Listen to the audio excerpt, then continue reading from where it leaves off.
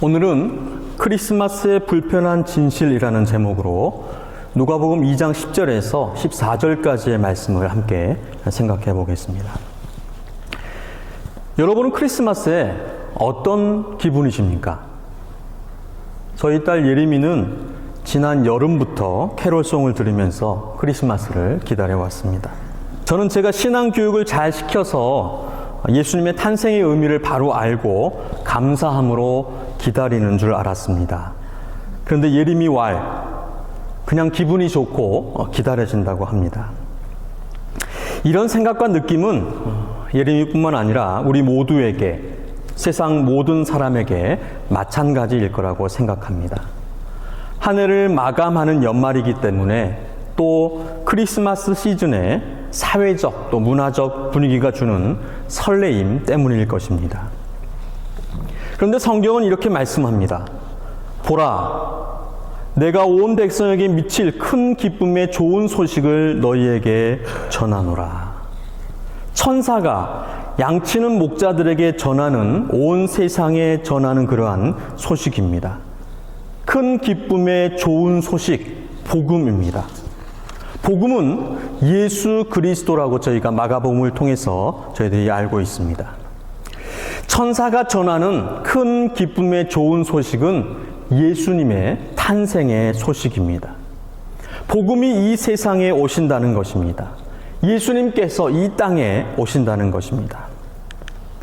오늘 다윗의 동네에 너희를 위하여 구주가 나셨으니 곧 그리스도 주시니라. 너희가 가서 강보에 쌓여 구유에 누워있는 아기를 보리니 이것이 너희에게 표적이니라 하더니, 예수님의 그 탄생은 세상의 기쁨입니다.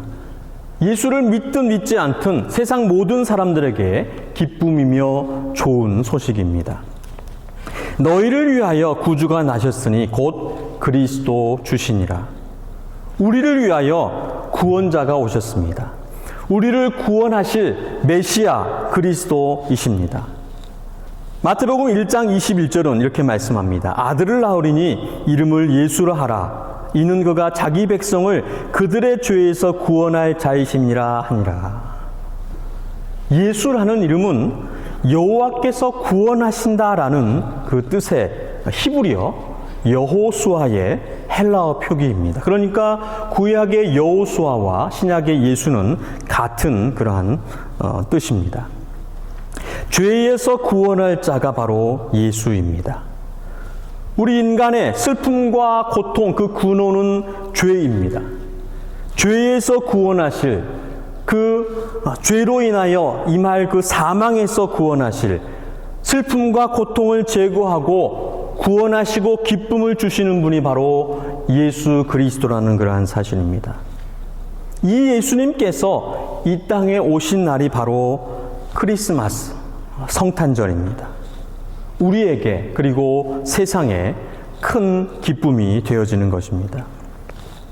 하지만 이 기쁨을, 또 이 소식을, 이 복음을 알지 못하는, 누리지 못하는 그러한 사람들, 그러한 나라들이 있습니다. 종교적인 이유 때문에, 또 정치적인 이유 때문에 크리스마스를 기념하지 않고 또 공휴일로 정하지 않은 그러한 나라와 사람들이 있다는 것입니다.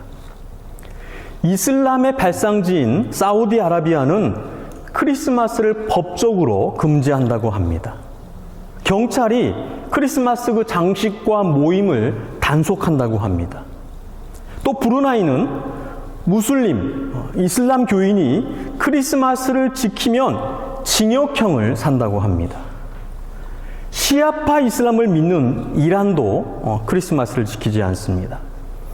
그런데 무슬림 나라들 중에도 크리스마스를 기념하는 나라들이 있습니다. 아랍에미리트, 요르단, 시리아, 이라크 등이 이 크리스마스를 기념한다고 합니다. 재미있는 사실은 팔레스타인은 크리스마스가 공휴일인데 이스라엘은 공휴일이 아니라고 그럽니다. 불교 국가인 부탄은 불교 행사를 연말에 두어서 불교 절기로 지킨다고 그럽니다. 중국은 공공장소에서 종교적 행사와 활동을 제한하고 금지하기 때문에 크리스마스를 공식적으로 지키지 않습니다. 그런데 상업적인 목적으로는 크리스마스를 지킨다고 그럽니다. 허용한다고 그럽니다. 북한은 어떨까요? 북한은 중국보다도 더 엄격하게 종교 행사와 활동을 제한합니다. 그리고 12월 24일 성탄절 전날이죠. 김일성의 부인, 김정일의 어머니인 김정숙의 탄생일로 지킨다고 그럽니다. 이런 종교적인 정치적인 이유 때문에 크리스마스를 지키지 못하고 누리지 못하는 사람들과 그러한 나라들이 있지만 수많은 사람들, 타종교인들도 또 무종교인들도 지키는 명실상부한 세계적인 기념일, 공휴일이 바로 크리스마스입니다. 오늘 본문의 말씀처럼 온 백성에게 미칠 큰 기쁨의 좋은 소식이 분명합니다. 그런데 이 큰 기쁨의 좋은 소식, 예수님의 그 탄생에 담긴 불편한 진실이 있습니다. 오늘 이 불편한 진실에 대해서 함께 살펴보고자 합니다. 저는 크리스마스가 되면 생각나는 노래가 있습니다. 바로 생일 축하 노래입니다. 중고등부 때에 크리스마스 이브가 되면 교회에 모여서 발표회를 하고 파티를 했습니다. 늦은 밤까지 교회에서 게임을 하고 선물 교환을 하며 그리고 12시 자정이 되면 어김없이 큰 케이크가 등장을 합니다. 그리고 모두가 큰 소리로 정말 기뻐하며 생일 축하 노래를 부릅니다. 생신 축하합니다. 생신 축하합니다. 사랑하는 예수님 생신 축하합니다. 그리고 전도사님이 그 촛불을 끕니다. 왜 전도사님이 껐는지 잘 모르겠지만 그리고 모두가 큰 박수를 치며 큰 소리로 외칩니다. 예수님 1990번째 생신을 축하드립니다. 그 해의 연도를 외치면서 예수님의 그 생신을 축하했습니다. 올해는 예수님의 몇 번째 생신일까요? 2024번째 생신입니다. 그럼 초를 몇 개를 꼽아야 할까요?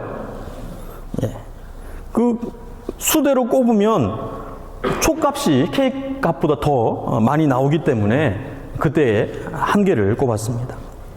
그리고 제 생일에도 못 먹는 케이크를 예수님 덕분에 1년에 한 번은 꼭 맛볼 수가 있었습니다. 정말 기쁘고 즐거운 날이었습니다. 제 생일보다도 예수님의 생일을 더 기다렸습니다.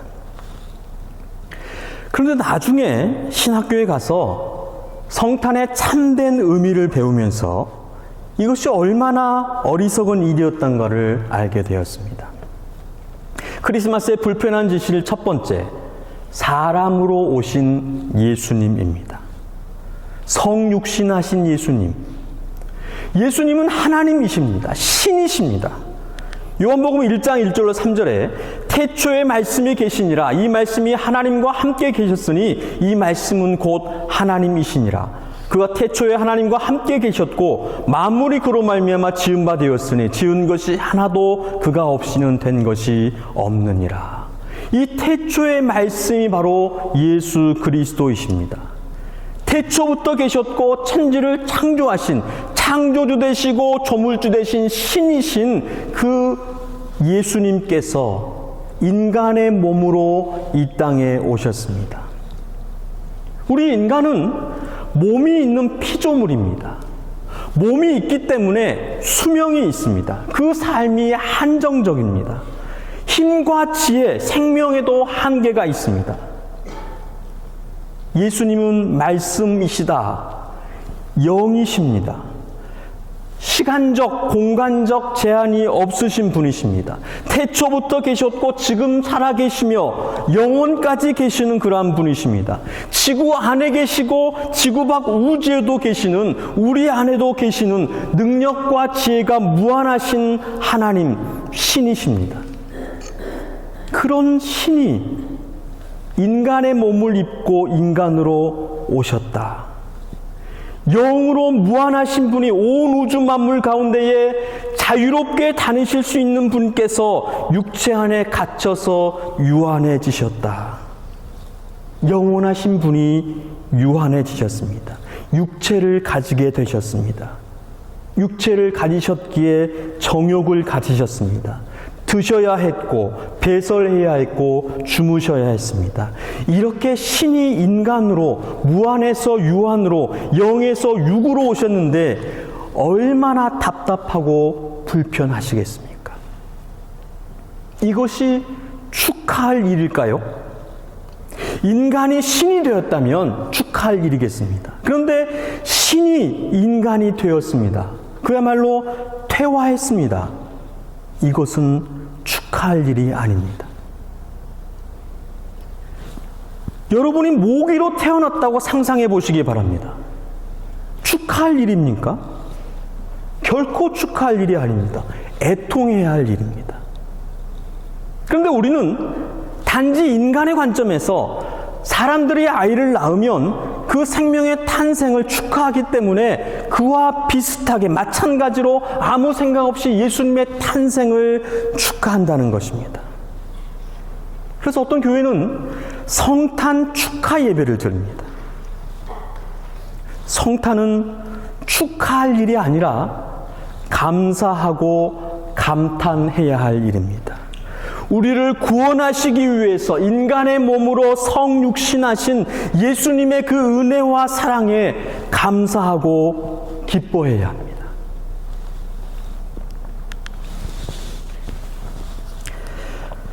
(2차) 세계대전 나치의 홀로코스트 주모자 중에 한 사람이었던 아돌프 아이히만은 수백만 유태인을 학살한 1급 전범이었습니다. 2차 세계대전이 끝나고 아르헨티나로 피신해 있던 이 아돌프 아이히만은 1960년 5월 11일 이스라엘 모사드에 의해서 체포되어져서 예루살렘으로 압송되어져 전범 재판에서 유죄 판결을 받고 1962년 6월 교수형에 처해졌습니다.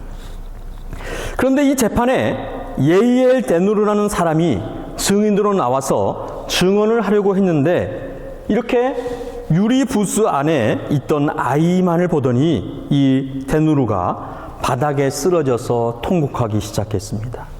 법정은 아수라장이 되었습니다. 나중에 미국 CBS 기자가 데누르를 인터뷰했는데 그때 왜 그렇게 통곡했는지 물었습니다. 고통스러운 기억 때문이었는지 아니면 끓어오르는 증오 때문이었는지 데누르에게 물었습니다. 그런데 데누르는 이렇게 말했습니다. 내가 통곡했던 것은 아이만이 악마가 아니라 그냥 평범한 인간이었다는 사실에 놀랐기 때문입니다. 전 세계도 공감하며 함께 놀랐습니다. 악한 인간이 평범한 인간이었다는 사실에 놀라는데 우리는 무한하신 신께서 유한한 인간으로 오셨다고 하는 사실에 무감각해합니다. 우와 놀라며 쓰러져야 하는데 그게 뭐? 라며 아무렇지도 않습니다. 여러분, 하나님께서 인간의 몸으로 성육신하셨습니다. 우리를 구원하시기 위해서 인간으로 태어나셨습니다. 너희를 위하여 구주가 나셨으니 곧 그리스도 주시니라. 인간으로 오신 예수님의 그 탄생의 소식에 감사하고 기뻐하고 감탄하고 기절하시기를 바랍니다. 예수님의 탄생은 단지 분위기에 취해서 매년 치러지는 행사로 감정적인 기쁨으로 지나치기엔 너무나도 크고 놀라운 은혜이고 사랑인 것입니다. 오늘 이후로는 성탄절 아기 예수님의 그 탄생을 인간의 몸을 입고 이 땅에 오신 하나님의 그 무한하신 은혜와 사랑에 무한한 기쁨과 감사로 하나님께 영광을 돌리시기를 간절히 소원합니다. 두 번째 불편한 진실은 예수님께서 아기로 오셨다는 사실입니다. 우리를 구원하시기 위해서라면 백마를 타고 오셔야 되는데 백마 탄 왕자님으로 오셔야 하는데 사망과 그 죄에서 그 사탄의 권세 그 소나기에서 우리를 건지시기 위해 사탄과 싸워 승리할 장군으로 오셔야 하는데 신생아 아기로 이 땅에 오셨습니다. 요한계시록 19장 14절에 다시 오실 재림하실 예수님의 모습을 이렇게 묘사하고 있습니다. 하늘에 있는 군사들이 희고 깨끗한 세마포 옷을 입고 백마를 타고 그를 따르더라. 깨끗한 세마포 옷을 입고 계신 예수 그리스도, 백마를 타고 계신 예수 그리스도, 그 뒤에 하늘 군대가 따르고 있는 그 모습이 얼마나 멋있고 위용이 있습니까? 이 땅에 처음 오실 때에도 이런 모습으로 오셨으면 얼마나 좋았을까요? 왜 힘도 없고 연약한 아기로 이 땅에 오셨을까요? 여러분, 예수님은 유아 시절에 죽을 뻔한 죽음의 위험을 넘기셨습니다. 마태복음 2장에 보면 유대인의 왕으로 오신 그 예수님을 동방의 박사들이 인사하러, 예방하러 오게 되어집니다. 그때 당시의 헤롯 왕, 바로 헤롯 안티파스의 아버지 헤롯 대왕인데 이 헤롯이 동방 박사들에게 예수의 행방을 물었습니다. 그 예수를 죽이기 위해서입니다. 그 행방을 알지 못하자 동방 박사들이 그 예방한 그 때를 계산해서 2살부터 그 아래로 모든 영유아들을 싸그리 죽였습니다. 대학살의 피바람을 불었습니다. 아기로 오셔서 그런 위협 아래에 대적하지도 못하시고 요셉과 마리아와 함께 애굽으로 피신을 했습니다. 요한계시록에도 이 사건을 묘사적으로 기록을 합니다. 요한계시록 12장에 하늘에 해를 옷 입은 한 여자가 아이를 낳으려고 할 때에 큰 붉은 용이 그 낳은 아이를 삼키려고 합니다. 여자가 아이를 낳았는데 아들을 낳았습니다. 이 아이를 향해서 장차 철장으로 만국을 다스릴 남자이다, 아이다 이렇게 선언이 있습니다. 바로 예수 그리스도를 상징하는 그런 표현입니다. 그 큰 붉은 용의 공격으로 여자는 하나님께서 예비하신 광야로 아이와 함께 피신을 하게 되어집니다. 사탄이 예수님을 죽이고 하나님의 그 십자가 작전을 방해하려고 했음을 요한계시록에서 암시적으로 말씀을 하고 있습니다. 그리고 그 사탄은 그 이후로도 지금도 앞으로도 예수님을 없애려고 합니다. 예수의 그 흔적을, 예수의 복음을 지우려고 한다는 것입니다. 몇 주 전부터 제 막내딸 예솔이가 크리스마스 선물을 뭘 사줄 거냐고 계속 묻습니다. 그래서 저는 의례적으로 하는 말을 우리 딸에게 해주었습니다. 무슨 말을 했을까요? 예수님 생일인데 왜 너한테 선물을 사줘야 해? 예수님께 선물을 드려야지. 여러분, 크리스마스에 우리에게 익숙한 이미지가 무엇입니까? 크리스마스 트리, 캐럴송, 선물, 그리고 산타입니다. 어떤 아이들은 성탄절에 산타가 태어난 줄로 압니다. 착한 아이에게 선물을 주기 위해서 12월 25일에 태어난 산타 할아버지. 그리고 서로가 나누는 인사가 뭡니까? 해피 할리데이. 메리 크리스마스가 아니라 해피 할리데이로 바뀌었습니다. 예수님의 그 탄생과 그 탄생의 흔적, 증거와 증언들, 십자가와 부활, 예수님의 그 복음이 점점 사라지고 있는 것입니다. 기억과 역사 속에서 지워지고 있습니다. 사탄이 지워가고 있습니다. 메리 크리스마스의 뜻은 기쁘고 즐거운 크리스마스를 보내십시오라는 뜻입니다. 크리스마스는 크라이스트와 메스의 합성어입니다. 크라이스트는 예수님을, 메스는 미사, 예배를 뜻합니다. 예수님께 기쁜 예배를 드리며 즐거운 성탄절을 보내라는 축복의 인사입니다. 그리고 그렇다면 왜 예수님께서 아기로 오셨을까요? 구원의 범위, 구원의 방법, 구원의 특징 때문입니다. 구원의 범위는 아기에서부터입니다. 어른으로, 성인으로 오셨다면 성인부터 시작되어진, 아이들은 제외되어진 구원의 범위였을 것입니다. 아기로 오셨기 때문에 신생아 이후의 전 세대를 포함하는 구원을 이루신 것입니다. 구원의 그 방법은 힘이나 검으로, 폭력과 전쟁이 아닌 사랑으로, 또 인내로 조용히 그것을 이루시기 위함이었습니다. 그 특징은 바로 평화입니다. 이것이 바로 예수님께서 아기로 오신 이유입니다. 세 번째 불편한 진실은 죽기 위해서 오셨습니다. 죽기 위해서 태어나셨습니다.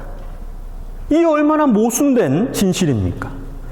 죽기 위해서 태어나셨다. 이 땅에 어떤 사람도 죽기 위해서 태어난 사람은 없습니다. 살려고 태어납니다. 태어났다고 하는 것은 생명이 있는 것이고 생명은 사는 것입니다. 인간은 유한하기 때문에 수명이 있어서 죽는 것이 그 인생이지만 죽기 위해서 죽음을 목표와 목적으로 사는 인생은 아무도 없습니다. 더군다나 태어난 신생아가 죽기 위해서 태어났다고 하는 것은 저주와도 같은 것입니다. 그런데 예수님께서는 죽기 위해서 태어나셨습니다. 우리를 구원하시기 위해서, 우리를 살리시기 위해서 죽을 운명으로 이 땅에 오신 것입니다.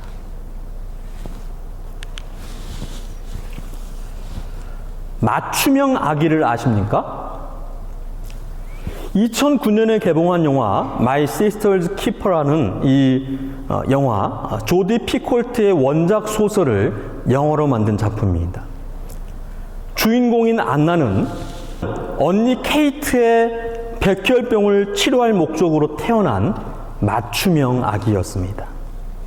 태어난 후에 계속해서 언니에게 자신의 제대혈과 백혈구, 줄기세포, 골수 등 자신의 몸의 모든 것을 언니에게 주었습니다.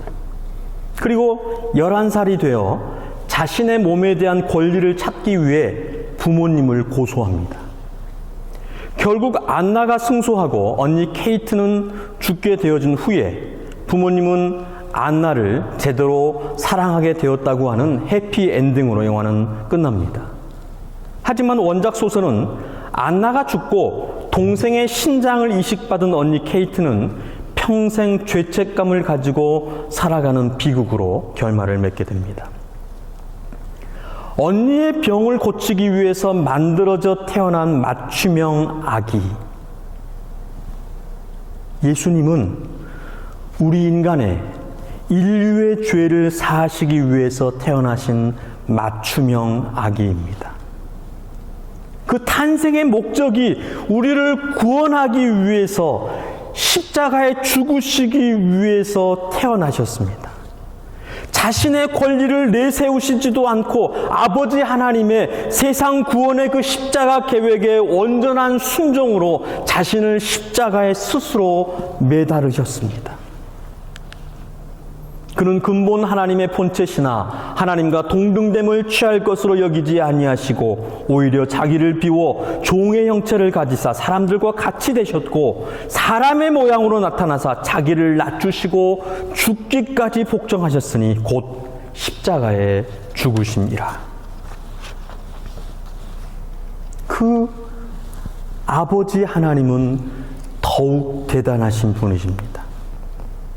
하나뿐인 독생자 아들 예수 그리스도를 인류를 위해서, 우리를 위해서, 나를 살리시기 위해서, 구원하시기 위해서 십자가 죽음에 내어주셨습니다. 신이 인간을 살리기 위해서 인간의 몸을 입고 이 땅에 오셨습니다. 가장 약하고 힘없는 아기로 오셨습니다. 그리고 죽기 위해서 오셨습니다. 이런 신이 세상에 어디 있습니까? 이런 위대한 사랑이 어디 있습니까? 오직 기독교, 예수 그리스도에게만 있는 것입니다. 그렇다면 이러한 은혜와 사랑을 받은 우리는 어떻게 살아야 할까요? 구원과 생명 주신 그 예수님을 위해서 생명을 다하여서 살아야 할 것입니다. 우리도 예수님처럼 죽기 위해서 살아야 할 것입니다. 내가 그리스도와 함께 십자가에 못 박혔나니 그런즉 이제는 내가 사는 것이 아니요 오직 내 안에 그리스도께서 사시는 것이라. 이제 내가 육체 가운데 사는 것은 나를 사랑하사 나를 위하여 자기 자신을 버리신 하나님의 아들을 믿는 믿음 안에서 사는 것이라. 나는 죽고 예수가 사는, 나는 십자가에 죽고 십자가에 죽으신 예수님이 내 안에 사는, 이것을 믿고 고백하며 살아가는 그리스도인의 삶, 이것이 바로 크리스마스의 불편한 진실인 것입니다. 제 막내딸 예솔이가 하루는 학교에 다녀와서 울며 겠습니다. 자기 반 친구가 자기 점심 도시락을 뺏어 먹었다는 것입니다. 뭘 대단한 것을 싸주는 것은 아닌데 학교에서 주는 급식보다는 집밥이 더 맛있고 좋아 보였던 것 같습니다. 예솔이의 말을 들어보자면 정서적으로 불안한 아이인 것 같습니다. 그 이후로도 자주 도시락을 뺏겼습니다. 선생님께 얘기해서 그렇게 하지 못하도록 했습니다. 아침에 도시락을 쌀 때마다 걱정을 합니다. 저도, 제 아내도, 예솔이도 걱정합니다. 또 뺏겨서 굶으면 어떡하지? 그런데 문득 이런 생각이 들어서 말했습니다. 그 아이의 것까지 싸가면 어떨까? 예솔이가 안 된다고 합니다. 걔 것까지 싸가면 엄마도 힘들고 계속 싸가야 하고 고마운 줄도 모르는데 그것을 당연한 것으로 생각한다는 것입니다. 여러분, 세상이 이렇습니다. 선행에 대해서 고마워하지 않습니다. 특히 그리스도인들의 그 선행에 대해서는 그리스도인이니까 당연히 그렇게 해야지라고 생각합니다. 작은 선을 행하면 더 큰 선을 내놓으라고 으름장입니다. 선을 선으로 갚지 않고 선을 악으로 갚는 것이 세상입니다.